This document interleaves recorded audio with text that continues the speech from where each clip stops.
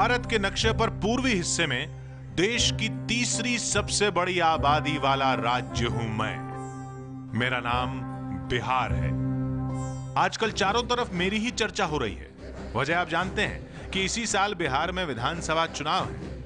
जबानी जंग छिड़ी हुई है। प्रधानमंत्री जी कह रहे हैं कि मैं बीमार हूं।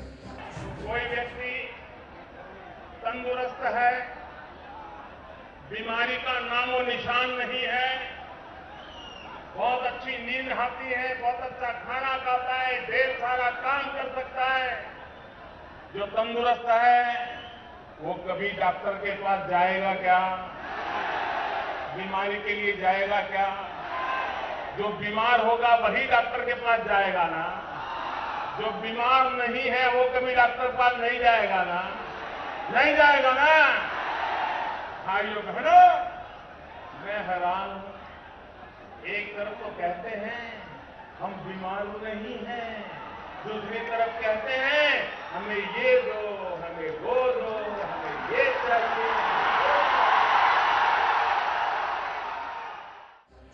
लेकिन मेरी बागडोर अपने हाथ में थामे सुशासन का दावा करने वाले सीएम नीतीश कुमार कहते हैं कि मेरी बीमारी दूर हो गई है और मैं यानी बिहार अब बीमार नहीं रहा। ये कैसा सहकारी संघवाद है कि राज्य अगर केंद्र को ज्ञापन देता है तो आप कहते हैं आप मांग रहे हो, याचक हो, बीमारू हो नहीं तो क्यों मांग रहे हो? वाह भाई, अब तक जो विशेष राज्य का दर्जा प्राप्त है जिन राज्यों को, वो बीमारू थे क्या? जो राज्य प्रगति कर रहा है उसकी पीठ थपथपानी चाहिए, उल्टे आप मजाक उड़ाते। दरअसल मंगलवार को प्रधानमंत्री मोदी बिहार आए थे। मोदी ने आरा की धरती से मेरी बीमारी के इलाज के लिए 1.25 लाख करोड़ के पैकेज का ऐलान किया है। मैं आज बिहार के पैकेज की घोषणा यहीं से करना चाहता हूं। करो, करो, 50,000 करोड़ की ज्यादा करो,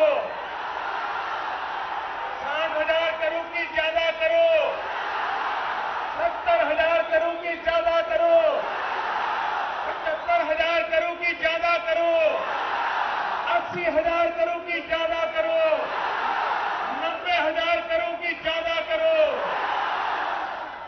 मेरे भाइयों बहनों, मैं आज वादा करता हूं, दिल्ली सरकार कान बराबर ठीक रख के सुन लीजिए। दिल्ली सरकार 1.25 लाख करोड़ रुपए का पैकेज देगी। 1.25 लाख करोड़ रुपया बिहार का भाग्य बदलने के लिए 1.25 लाख करोड़ रुपया मेरे भाइयों। प्रधानमंत्री बीमारी के इलाज के लिए पैसे दे रहे हैं और मुख्यमंत्री कहते हैं कि बीमारी तो कब की भाग गई। औसतन एक प्राथमिक स्वास्थ्य केंद्र में मात्र 39 मरीज एक महीने में जाते थे और अब औसतन एक प्राथमिक स्वास्थ्य केंद्र में एक महीने में 11,000 लोग अपना इलाज कराने के लिए जा रहे हैं। तो मैं किन किन बातों का उल्लेख करूं? चाहे शिक्षा हो, स्वास्थ्य हो, इंफ्रास्ट्रक्चर हो, सड़क हो, पुल हो, बिजली हो। मैं बीमार हूं या नहीं, इस उलझन को दूर करने के लिए मैं अपनी कहानी खुद सुनाऊंगा। बिहार एक बीमार राज्य रहा है, इसमें कोई शक नहीं है, लेकिन बीमारू का तमगा साल 1980 में मिला था और अकेले मुझे नहीं मिला था। मेरे साथ इस लिस्ट में 3 और दोस्त शामिल हुए थे। बिहार, मध्य प्रदेश, राजस्थान और यूपी, इन चारों को मिलाकर बना बीमारू। बीमारू यानी वो राज्य जहां शिक्षा से लेकर स्वास्थ्य तक और सड़क से लेकर बिजली तक का बुरा हाल हो और देश के विकास की गति धीमी कर रहे हों। तब से लेकर अब तक अलग अलग सरकारें बिहार की बीमारी दूर करने के लिए अलग अलग पैकेज का ऐलान करती रही हैं। मैं आज आपको अपने 6 लक्षण बताऊंगा। उन लक्षणों को देखकर आप बताइए कि बिहार बीमार है या नहीं। साल 2005 में नीतीश कुमार ने बिहार की सत्ता संभाली। जैसे एक सच ये भी है कि बिहार की बीमारी पूरी तरह दूर नहीं हुई है, वैसे ही दूसरा सच ये भी है कि पिछले 10 सालों में आर्थिक विकास के मोर्चे पर सुस्त पड़े बिहार ने रफ्तार पकड़ी है। आंकड़ों के मुताबिक देश के तमाम गरीब राज्यों में बिहार आर्थिक विकास के मामले में मध्य प्रदेश के बाद दूसरे नंबर पर है। सरकार ने साल 2001 में सामाजिक और आर्थिक रूप से पिछड़े हुए 8 राज्यों का एक ग्रुप बनाया, जिसे एम्पावर्ड एक्शन ग्रुप का नाम दिया गया। इसमें बिहार, छत्तीसगढ़, झारखंड, एमपी, उड़ीसा, राजस्थान, उत्तराखंड और उत्तर प्रदेश शामिल थे। साल 2013-14 की राज्यों की जीडीपी के आंकड़ों पर नजर डालिए। Gross state domestic product Madhya Pradesh 11% विकास दर के साथ पहले नंबर पर है। बिहार 9.9% विकास दर के साथ दूसरे नंबर पर, 8.9 विकास दर के साथ झारखंड तीसरे नंबर पर और 6.2 की विकास दर के साथ छत्तीसगढ़ चौथे नंबर पर है। बिहार के विकास की इस तस्वीर में 62% योगदान बिहार के सर्विस सेक्टर का है, जबकि 16% खेती का। लेकिन इसके बावजूद मैं गरीबी, बेरोजगारी और इंफ्रास्ट्रक्चर के मामले में बहुत पिछड़ा हुआ हूं। देश के तमाम गरीब राज्यों में सबसे ज्यादा बेरोजगारी मेरे यहां यानी बिहार में है और ग्रामीण बिहार के 98% परिवारों के पास शौचालय की सुविधा नहीं है।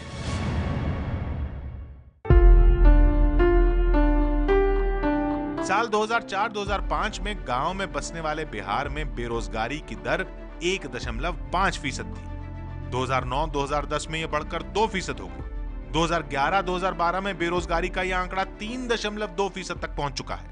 शहरी बिहार का हाल भी बहुत अच्छा तो नहीं है, लेकिन पहले से कुछ सुधार है।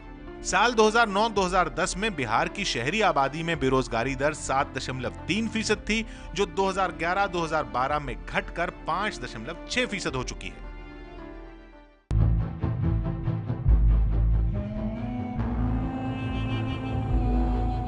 बिहार के गांवों में गरीबी की भयानक तस्वीर देखी जाती रही है। आंकड़े भी वही कहानी सुना रहे हैं। 2013 के आंकड़ों के मुताबिक बिहार की कुल ग्रामीण आबादी में 3 करोड़ 20 लाख लोग आज भी गरीबी रेखा के नीचे जीवन गुजार रहे हैं। सबसे ज्यादा गरीब राज्यों की गिनती में मैं तीसरे नंबर पर हूं। 2004-2005 से लेकर 2013 के बीच बिहार के 26% लोगों को गरीबी रेखा से बाहर निकाला जा चुका है, लेकिन इस मामले में राजस्थान और उड़ीसा से पीछे हैं। मैं यानी बिहार आर्थिक विकास के मामले में तो आंखों को अच्छे लगने वाले आंकड़े पेश करने लायक बन चुका हूं, लेकिन इंफ्रास्ट्रक्चर का हाल बहुत अच्छा नहीं है। मैं ये नहीं कह रहा कि बिहार में काम नहीं हो रहा है। नीतीश के कार्यकाल में बिहार की सड़कों में काफी सुधार हुआ है, हाईवे भी बने हैं, लेकिन आंकड़ों पर गौर करें तो स्टेट हाईवे बनाने के मामले में सामाजिक और आर्थिक रूप से पिछड़े 8 राज्यों की लिस्ट में बिहार का नाम 5वें नंबर पर है। वो सड़कों की बात कर रहे थे, उनको पता होना चाहिए कि बिहार में हम लोगों ने 66,500 किलोमीटर सड़कों का निर्माण और उन्नयन किया। 5,000 से भी ज्यादा पुलों का निर्माण हुआ।